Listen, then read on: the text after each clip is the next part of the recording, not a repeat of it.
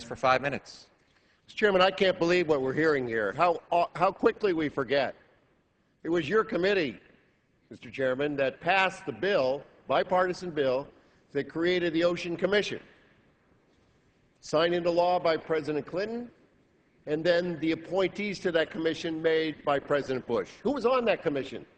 Chair of it was Admiral Watkins, former head of the Navy, former Secretary of Energy, a great Republican, a great admiral who understood ocean policy.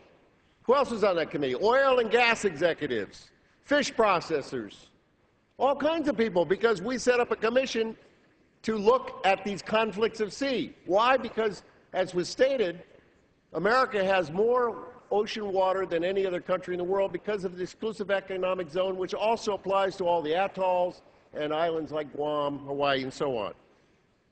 What's happening in there? We were having all kinds of conflicts between dredge boats that were looking, seismic boats that were going out to look for oil and gas, fishermen who had crab pots, stationary pots, buoys, everything that you could think of. And everybody came and said the only government that can resolve this is the United States Congress, because these are all federal agencies. Well, they don't talk to each other. They don't have any coordination. We need to resolve this. Well, the gentleman so we appointed a commission, and they did their work. They had hearings all over the United States.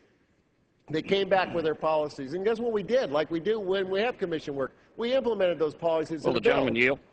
Now, I worked very hard on it, but I wasn't going to be the lead author on the bill because it was a Republican administration. So your colleagues, Jim Saxon, authored that bill. Will the gentleman yield? Your colleague, Congressman Gilchrist, authored that bill. Your colleague, Jim Greenwood, authored that bill. Your colleague, Mr. Kirk Weldon, authored that bill. These were Republican bills before your committee, and guess what? The chair at that time, Mr. Pombo, would not even hear their bills. Wouldn't hear them. Admiral Watkins came here and asked for a hearing on it. That policy's been lingering for over a decade. And all of the recommendations into that went to the administration. And guess what this administration did? They assembled every single agency of government, including DHS, including State Department, including Department of Defense. They were all in it because they all have issues. We have an ambassador for fish, for example. It's in the State Department. All these things need to be discussed and resolved.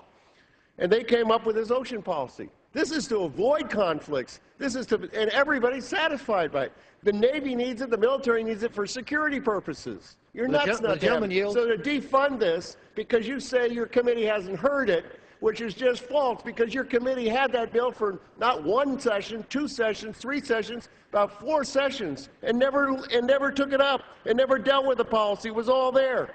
For lack of congressional action, this is now done by executive order. Thank God it's done by executive order. And those fears of Farm Bureau, those were all the people that were opposed because they said, well, these things may happen.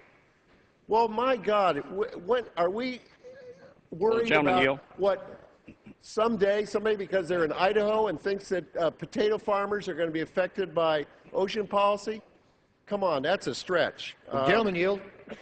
So I tell you, this amendment is not only not good, it goes backwards in being able to deal with the conflicts of sea and being able to do with what the United States government has to do, lead the world on ocean policy, not take a second seat to it.